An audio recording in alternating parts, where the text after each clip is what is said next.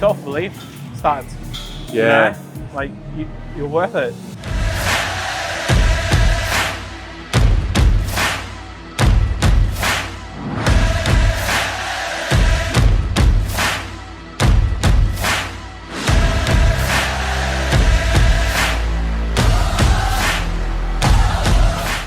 All right, so here we are today with 12-month client Suki over here. We're going to be going through a back and trap workout and just shooting the shit. We're going to be talking about how Suki went from 132 kilos to a lean and muscular 86. So he dropped 46 kilos in 12 months. He's 30 years old, two kids, and a business. So we're going to shoot the shit on how we managed to do that, where most people will use that as an excuse. He used it as a one. So we're going to hit back and go through that. The idea here is to do some warm-up sets. We're pushing blood into the intended muscle group. We're doing a lat pull down with the lats here. So we're elevating and then depressing our shoulder blades. The idea here is it's super light. I'm really just warming up and encouraging the body to contract where I want it to. So we'll go back and forth and do probably 4 or 5 warm-ups before we move into our working sets. Nice, man.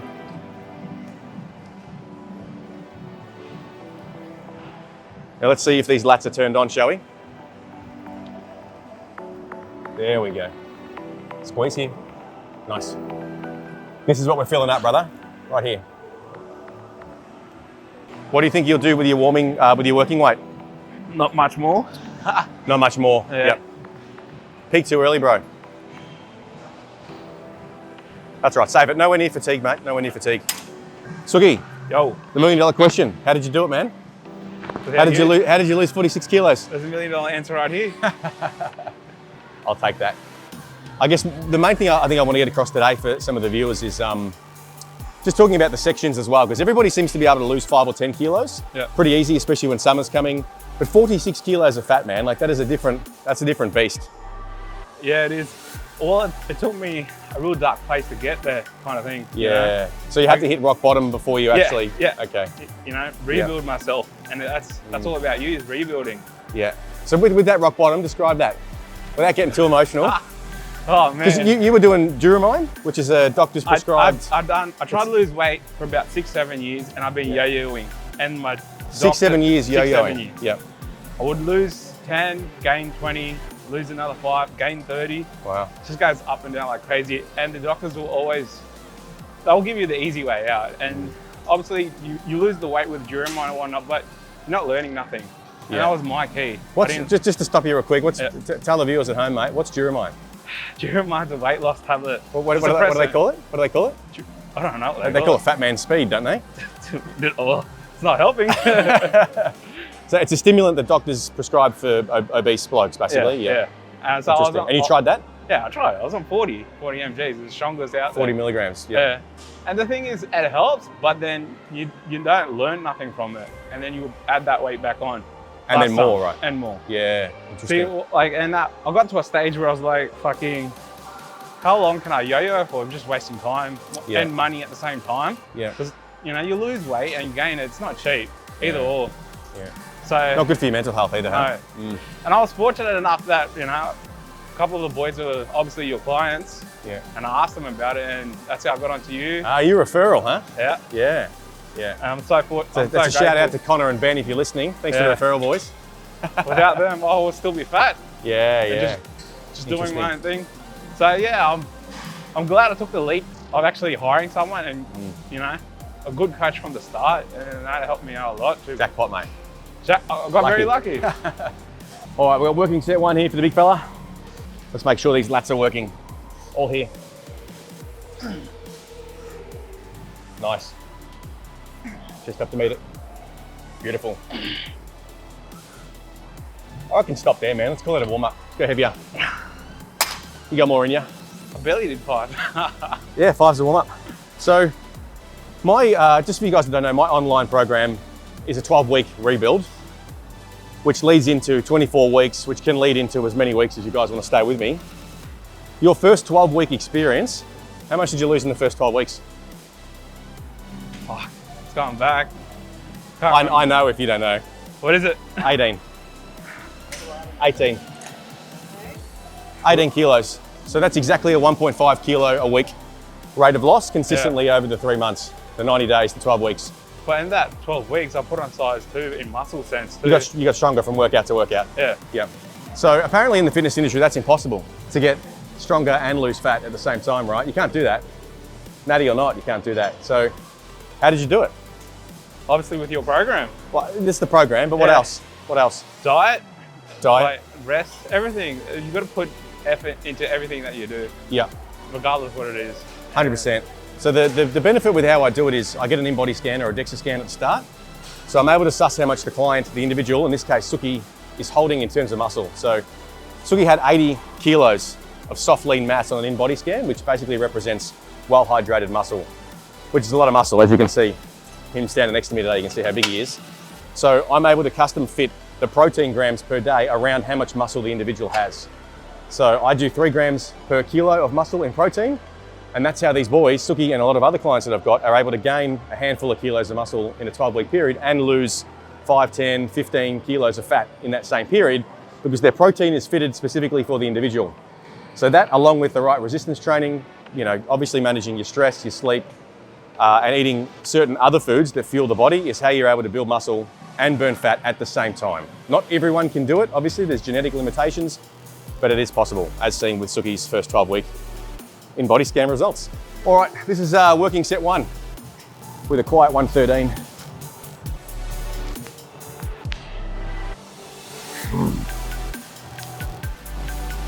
Oh.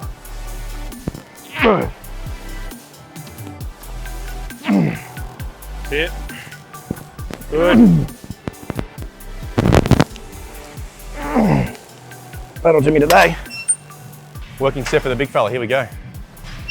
All lats, baby, let's go. Shh. All here. Nice, man. Yep. All here, come on, just up. Let's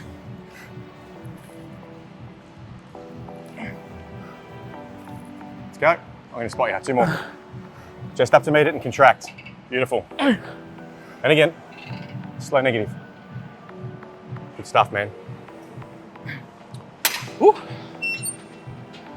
That was good. Yeah. So we were just talking before about belief systems and how important a belief system is to drive you into the actions, the daily work that you know you need to do. So what I want to ask you, man, is how is your belief system and your belief in yourself, in other words, your confidence that you can get it done, how has that changed from now, looking how you look, versus when you first started, man? Something snapped and made the decision, start losing weight, and then just put in the work. And obviously self-belief increases by the results that you get. Yeah. So how much belief did you have in yourself when you first started? Out of 10. You can use minuses if you need to. -10. -10, yeah. Seriously, like it was rock bottom, wasn't it? Yeah. Yeah. And I had everything going against me. Like, if you're not happy inside, you're not happy outside. Yeah. And it clearly showed. So, like, from that starting point and from now, it's a whole new different person, aren't you? Yeah. There's nothing. I don't know, man. If I can give someone advice, it's just put in the work, hire someone, and just trust them. Trust the process, Trust. Yeah. So initially you started -10 belief, first 12 weeks. Where was your belief from there? About a 3, 5? Yeah, around 3 to 5. 3 to 5. Then the second 12 weeks, because you were like 24 kilos down then. Yeah. It's just, yeah.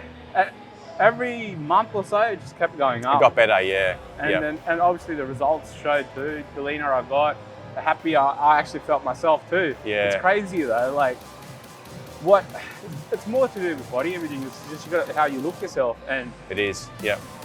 It's that possibility blindness that most people start with. Yeah. You know, and when you're at rock bottom, of course, like the results you see in front of yourself in the mirror every day shows that the belief is low. But as you progress, you get rid of that possibility blindness and you kind of see the end goal as being a possibility. Yeah. But it doesn't come without the work. That's the biggest thing. This guy is probably the best client I've had as far as adherence. I give him a meal plan, he eats nothing. Now's a bit different, we won't go into that. He doesn't eat anything outside of it. And that's why we were able to build his calories while he was losing weight, peak his calories at 3,200, I think we peaked them at? 3,300. Maintenance. Yeah. And then we were able to strip them back down, and we're still in the process of stripping them back down now. Suki's sitting at 7.6 6 kilos of fat on an in-body scan, and he's eating 2,300 calories and 3,000 calories on a high carb day, training 5 days a week, only doing, I think it's... No cardio. There's no cardio you're doing, okay. No cardio outside of... throughout the whole process. No cardio outside of the 10-minute warm-up before the resistance training. Yeah.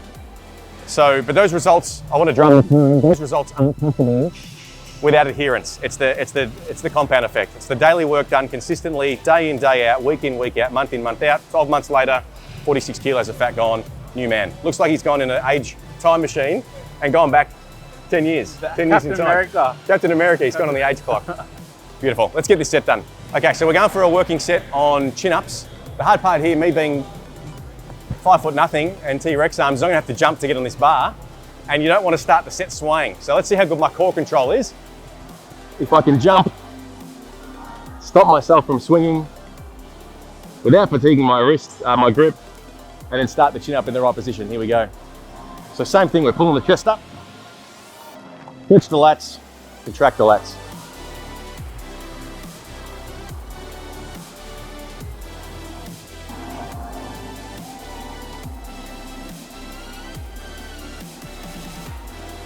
Beautiful. What was that, 10? 9 reps, 10 reps? Up there. Stop counting. Just trying to get contractions. Oh, that's high. Hands a little wider, yep. And then stop the swaying before you start. Now pull with the lats. Very nice. Get that chest up and go here. Beautiful.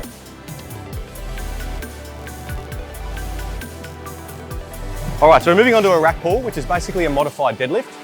A little bit more focus on the back as opposed to the quads, hammies, and glutes. The key with this is you want to make sure the rack goes low enough so the bar is below your knee. That way we're going to get enough hip hinge to be able to lock those lats in and engage them. A lot of guys do rack pull above the knee and you're not able to really lock the lats in because you're too high up. Whereas you come down here, you can pull those lats in.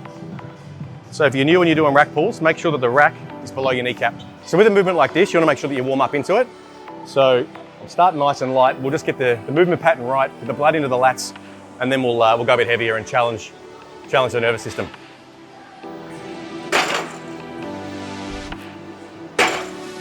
So you see that wrap around? That's where I'm getting lats.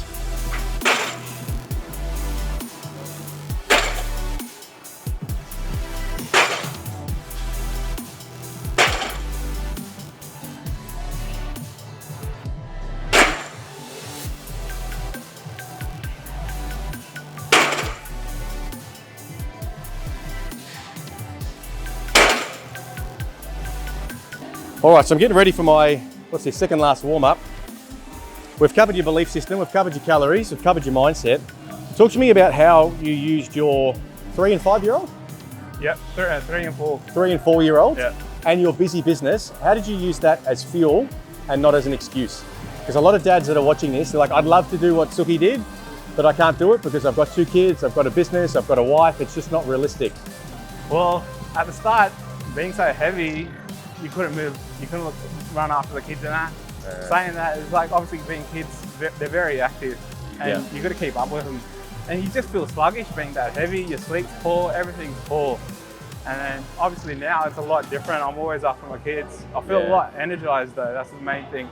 And so, being out in public too, that's a big thing. Like going to plays, you know, parks and that, you want to look good at least. Yeah. Being so big, you don't want to move. So was part of it that you didn't want to be like an embarrassing dad later on as well? Yeah, definitely. You want to be the fat dad? Role models, you know, they're real. Yeah. You'd rather be a good one than It's interesting. So you actually use your kids as your why instead of your excuse. Yeah, well, being that heavy, you're just going to get something wrong with you in the future, like either diabetes or high blood pressure, cholesterol. Yeah. It was just, my visceral fat was 20 on the scan. Yeah, yeah. It was crazy. If you don't know what visceral fat is, it's your fat around your organs, around your heart, around your arteries. 20 is pretty high. What is it now? It's at like 6 or something, isn't it? Lower. Lower. Yeah, yeah. It's below. It's 2. It's below 5. Yeah.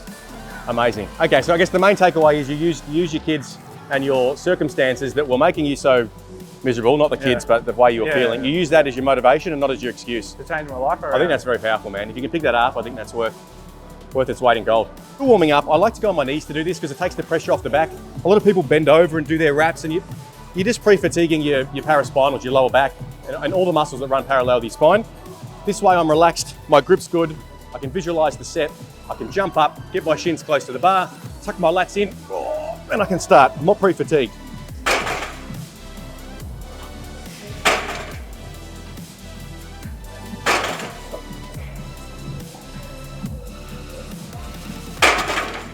Let's get some Ronnie Coleman affirmations happening.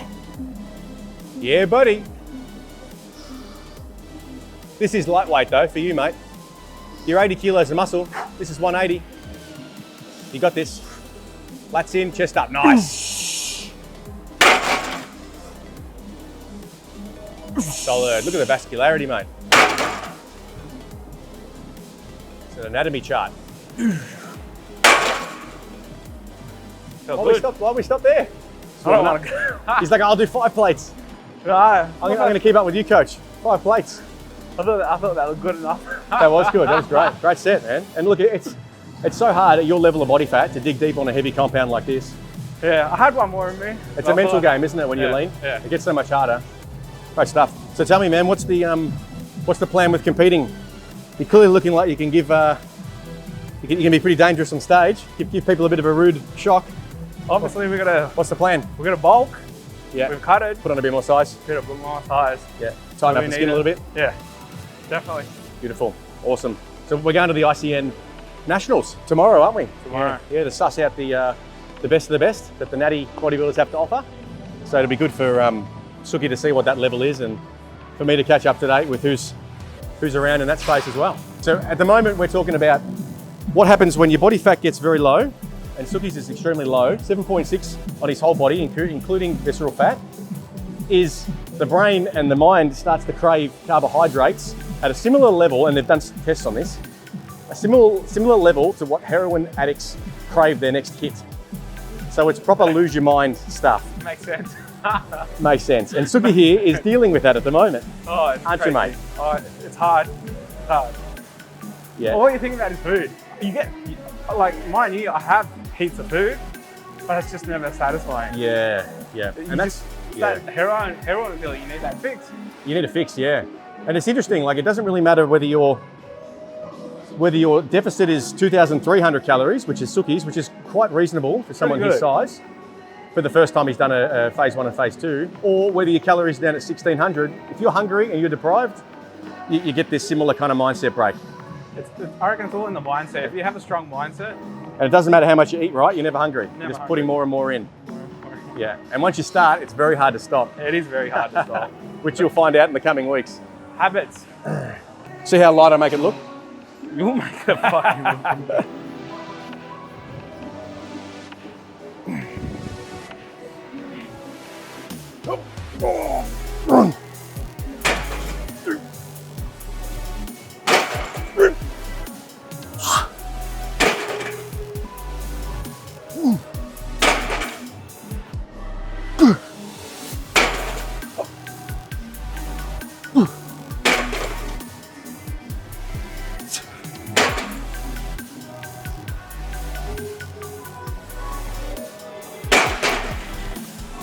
Come on, just up.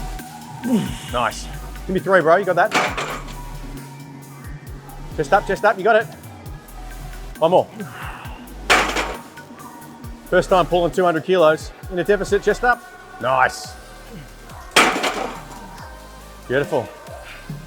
Good stuff. All right, so we're gonna hit some barbell rows. Pretty heavy with a sloppy-ish kind of form, but it's controlled for me. I can feel it. That's the most important thing. You're always walking that fine line between good form and challenging weight, especially when you've been doing it for 2 decades.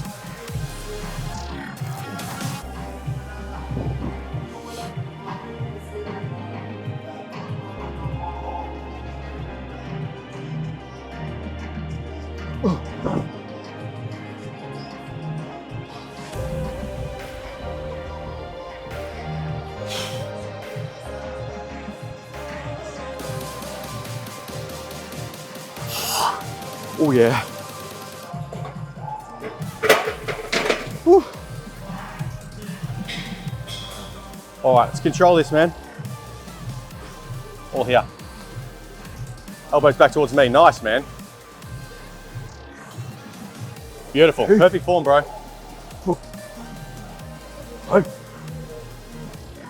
Oh, that is money.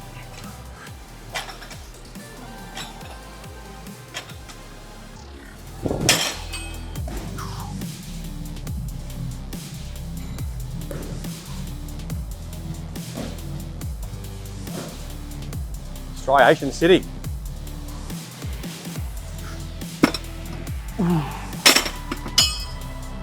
Okay, so Tyson, the camera guy, asked me earlier, why am I using 15 kilo plates? Is it to look bigger, bro, so you got more plates on? Yes, partially that. Secondly, the 15 is a smaller circumference than the 20, so you can pull and get more depth. You can get more elbow drive without the plate hitting you in your gut, your sternum, your chest, whatever comes first. That's why I'm using 15s. And because they look bigger, bro. All right, another warm up. You'll notice here that my feet are really close, not together, but they're close to the weight. If I tried to pull from back here, it's pulling the weight away from my center of gravity, which is my spine, right? I want to protect that. If I'm over the weight, I'm sinking in through my quads and I'm pulling it nice and close to my center of gravity. I can handle more weight and I can get a better contraction. So that's why I'm standing so close to it.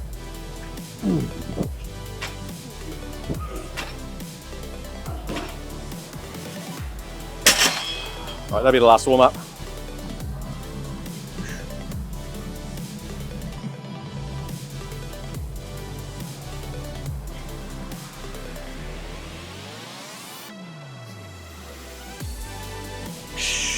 Jesus Christ. So we're going for a working set here. Pretty heavy weight, the form's not going to be crisp, but I'm feeling it. Important thing lifting this kind of weight, 100 plus, is that you're close to the fucking weight. So your center of gravity is not affected. Here we go.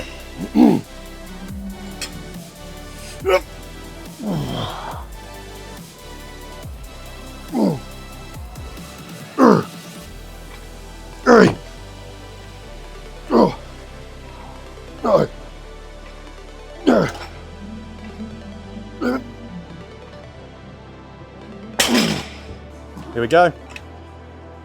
Working set.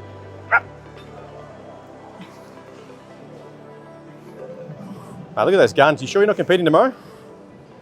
Elbows into hips, come on. Oh.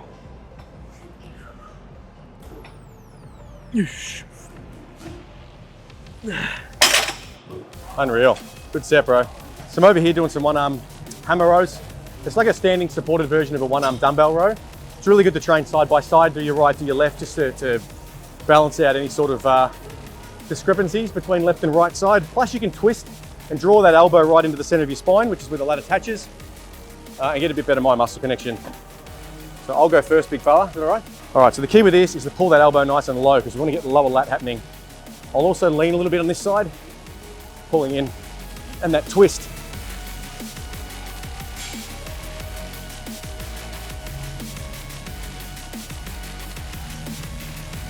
Nice. Look at that tricep, mate. We're going here. Pull here. Beautiful.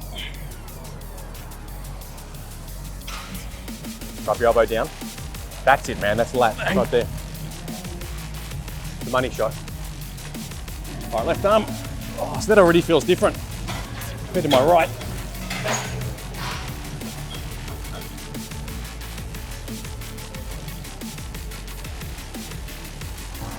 All here. There, beautiful. Solid.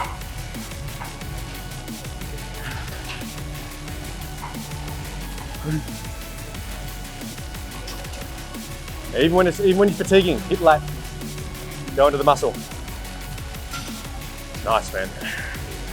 So we're done with lat focused movements.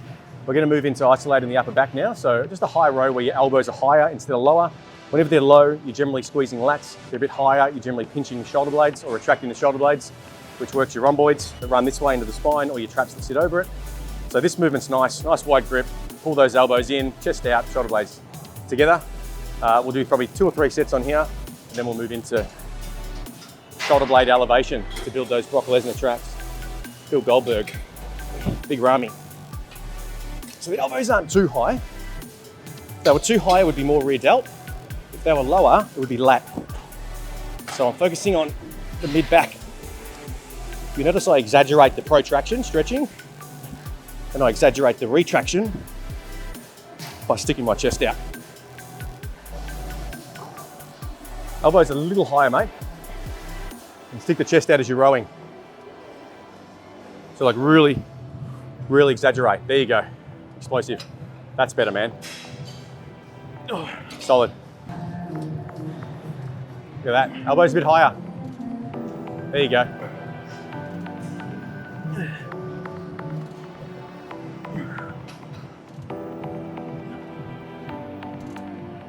Very nice. All right, everybody wants to know how to build big traps.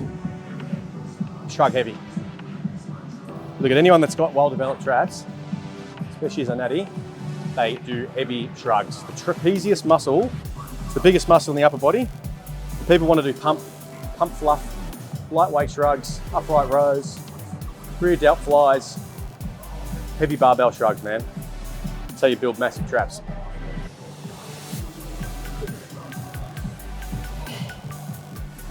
An exaggerated range. See, I'm almost slumping. I think gravity pulled me right down, stretch the traps, elevate. My arms will bend, but that's part of full elevation. It's very hard to do that with locked arms. Your arms are just hooks at the end of the day.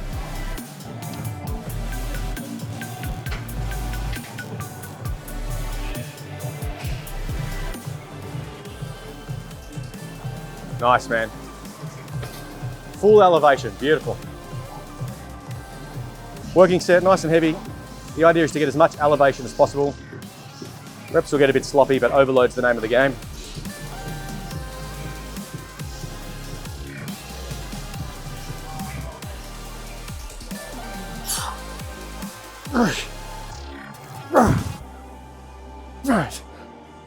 So Suki's hitting dumbbell shrugs because the bar's pinching his shoulder. Same.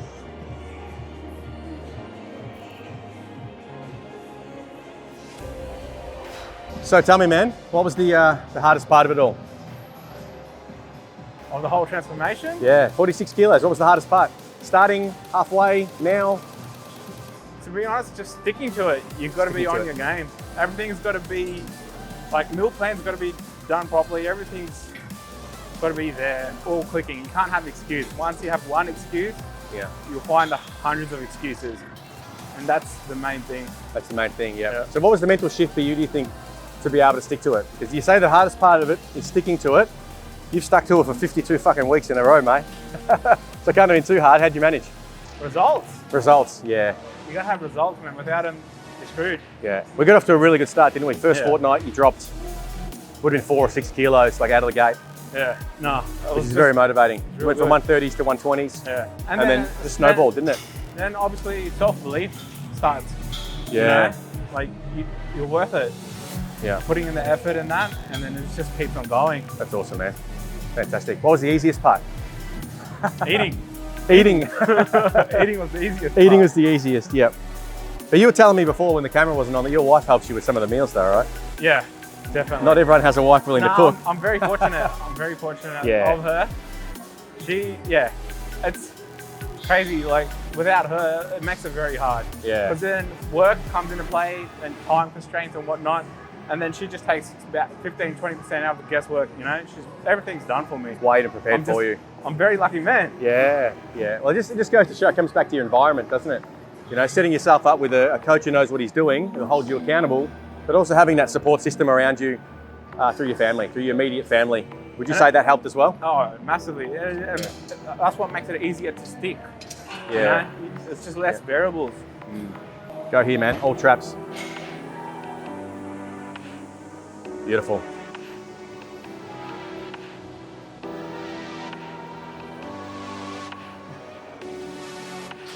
Solid, man. All right, heavy set, here we go.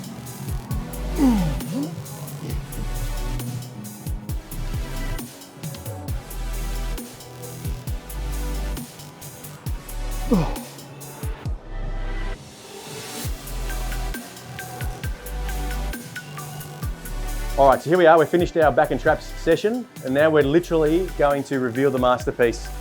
Suki's final form, Suki's final product, 12 months, hard work, phase 1, phase 2, dieting, the works, right? We're gonna reveal it with some classic poses. Take the floor, my friend. Good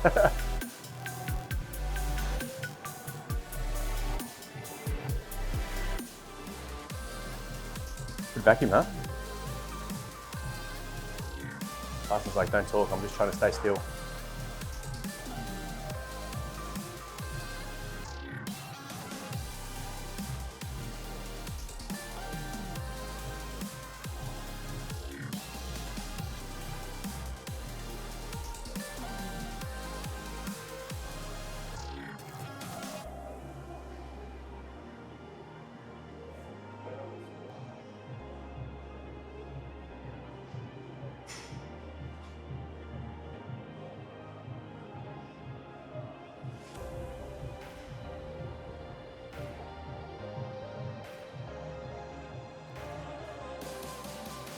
That's it.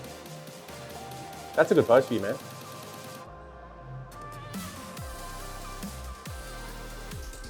Solid. Oh, get the classic pose in.